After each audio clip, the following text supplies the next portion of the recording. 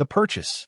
The wind came first, low and restless, kicking up a tumbleweed that rolled down the empty main street like it had someplace urgent to be.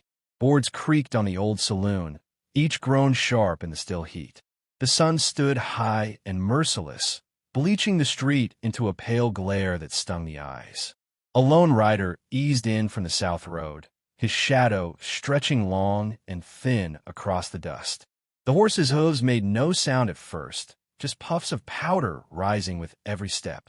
Then, clop, clop, the hollow beat of wood beneath the dirt where the boardwalk began. Jed Cole didn't pause.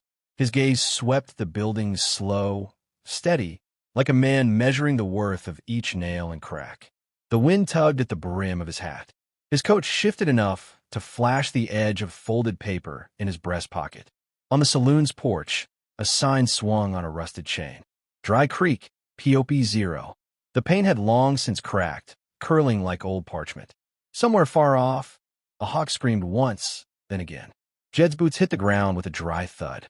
Leather creaked as he tied the reins to a hitch post that hadn't seen a horse in years. The post leaned, one rope twist from falling.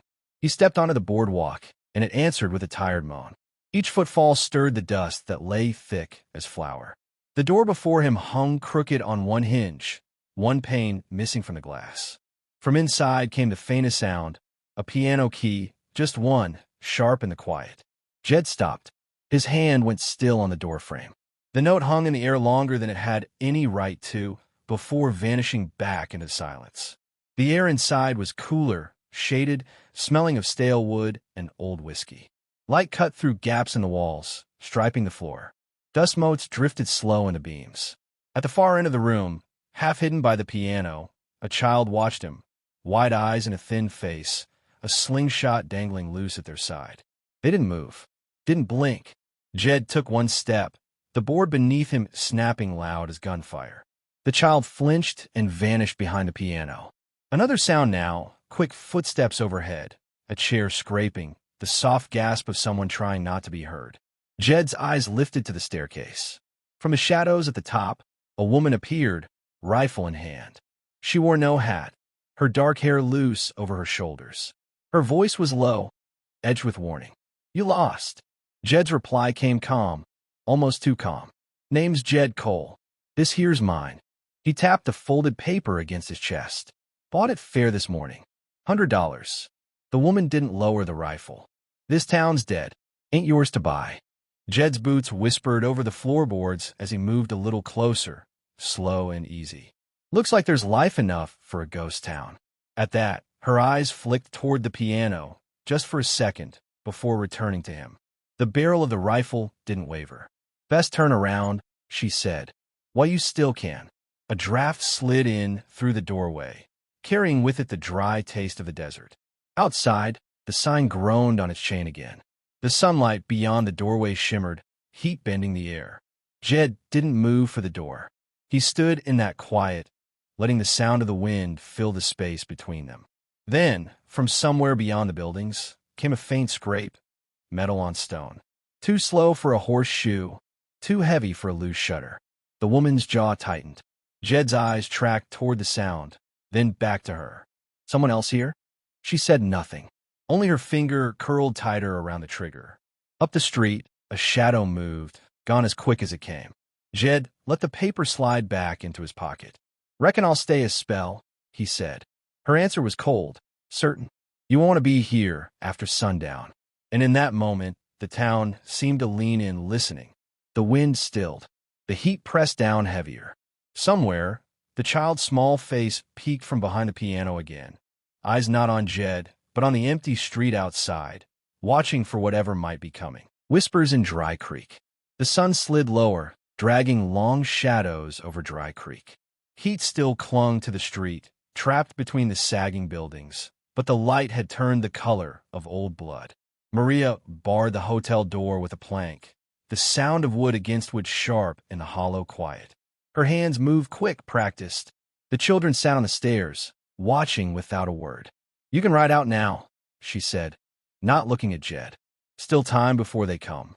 Jed was by the window, staring out at the horizon where the desert blurred into the sky. "Who's coming?" She didn't answer. The only sound was the wind through the broken glass and the faint scuff of her boots across the floorboards. Jed's gaze drifted down the street. The church stood crooked at the far end, its bell long gone. The boards on its walls were blackened in patches, as if fire had licked at them once.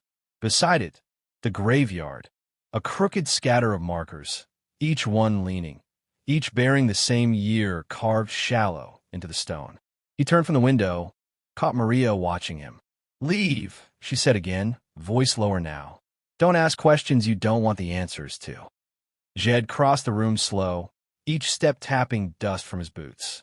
He stopped by a table, set down his canteen, and began rolling a cartridge in his fingers, a habit more than anything. Outside, a coyote's cry rose and fell. Then silence closed over the town again.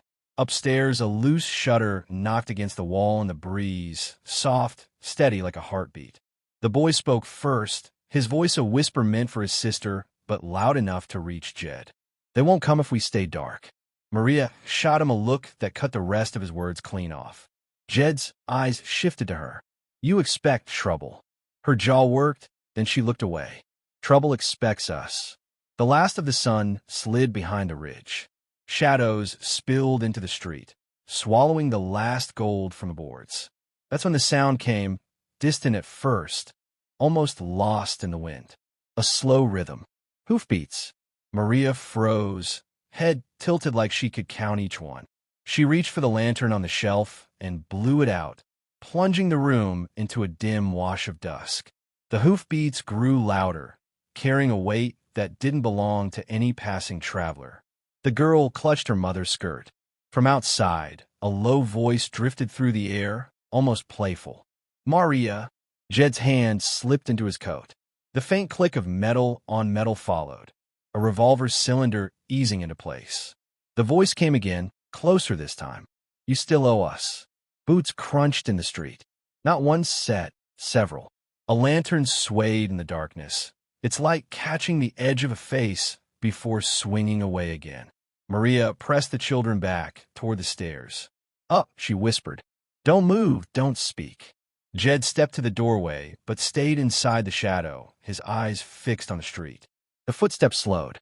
Silence swelled, until even the wind seemed to hold its breath. Then came the scrape, metal against the wooden porch outside, like the slow drag of a spur or the edge of a rifle.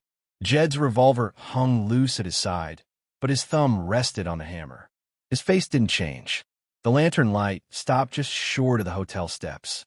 A voice spoke again, softer now, but edged like a blade. "Tomorrow night, Maria. You know the price." Boots shifted. Hooves clomped once more, moving away. The lantern swung, its glow shrinking with every step. The sound of them faded, leaving the night heavier than before. Maria stood in the half-light, one hand braced against the wall. The children stared from the stairs, wide-eyed. Jed holstered the revolver slow. "Guess I'll be staying after all." She looked at him hard, but said nothing. Far out in the darkness, where the desert met the sky, a faint red spark flared. The glow of a match, quickly snuffed. Someone was still watching. The riders. The ground trembled first, a low, steady rumble rolling in from the flats. Then came the glint of sun on metal, small at first, growing as shapes formed on the horizon. 6 riders, dust trailing behind them like smoke from a slow-burning fire. Maria stood in the hotel doorway, the rifle tight in her hands. Jed was on the porch, hat tipped low, eyes locked on the approaching figures. The hoofbeats grew louder, shaking the boards beneath their feet.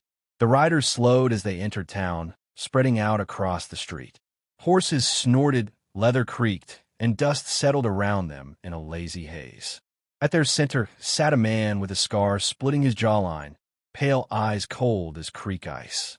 He looked at Maria like she was a debt ledger in need of closing. "Afternoon," he said, voice dry, casual. "We came for what's ours." Maria didn't answer. The scar man's grin was slow. "Your man owed us. Gold from the ridge mine. 15 years. Debt don't fade with time." Jed's gaze flicked to Maria, then back to the riders. His stance was easy, one hand resting on the porch post. A younger outlaw to the left spat into the dirt. We can do this quick, or we can do it slow. Jed's voice cut through steady. She told you no last night. You should have kept riding. The scarred man's pale eyes shifted to him. And you are just the man who owns this town. That drew a laugh from the riders, sharp, ugly. The scarred man leaned forward in his saddle. $100 don't buy you a war you can win. Jed's fingers brushed the edge of his coat. We'll see. The street went quiet. Even the horses seemed to wait. One rider nudged his horse forward, hand drifting toward the revolver at his hip. Jed's hand moved, quick, smooth, a single motion. The crack of the shot rolled through the street. The rider jerked sideways, clutching his arm, his gun clattering into the dust. Silence followed, heavy and hard. Jed's revolver stayed level, smoke curling from the barrel. The scarred man's smile vanished. You've made a mistake, friend. Don't think so, Jed said. The riders shifted in their saddles, the air between them charged, ready to break. Maria stepped down from the doorway, the rifle steady at her shoulder. This is your last chance to ride out. The scar man's pale eyes slid from her to Jed, then back to the street. We'll be back. Sundown tomorrow. Bring the gold, or we burn what's left. They turned as one, dust rising around them, the sound of hooves fading back toward the horizon. When the last echo died, Maria lowered the rifle. Jed holstered his gun slow, eyes still on the road they'd taken. They're coming back with more. She nodded once. They always do. The last stand in Dry Creek. The street lay silent under the gray light of dawn. Wind tugged at loose boards, carrying the smell of dust and oil. The hotel windows were dark, shuttered tight.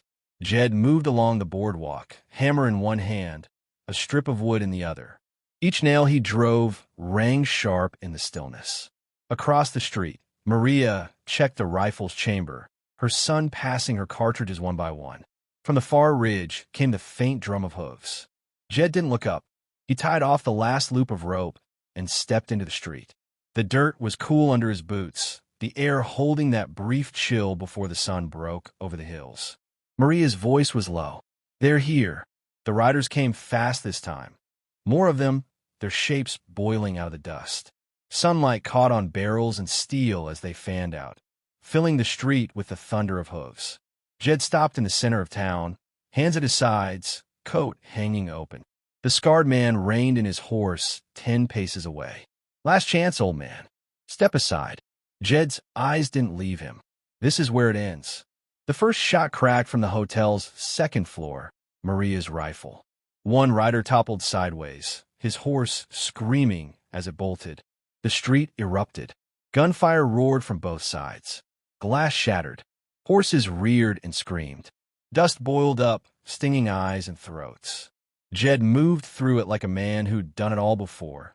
Low, precise, each shot finding its mark. He ducked behind a trough, reloaded, and stepped back into the open without hesitation. A rider charged him head-on. Jed's revolver barked twice, the man hitting the ground before the horse had stopped running. Maria's boy fired from the shadows of the doorway, the blast of the shotgun dropping another outlaw. Through the chaos, the scarred man kept coming, weaving through the fight, eyes locked on Jed. They met in the center of the street, 10 paces apart. Smoke curled between them, the gunfire fading as the last of the riders fell or fled. Jed's hand hovered over his revolver. The scarred man's lip curled. Knew I'd see you again, Marshall. The name hung in the air like a bell. Maria's eyes flicked toward Jed, but his focus never wavered. You order my family's death, Jed said. The scarred man's pale eyes narrowed. Should have stayed gone. 2 heartbeats. Then steel flashed. Both men drew. Jed's shot was first.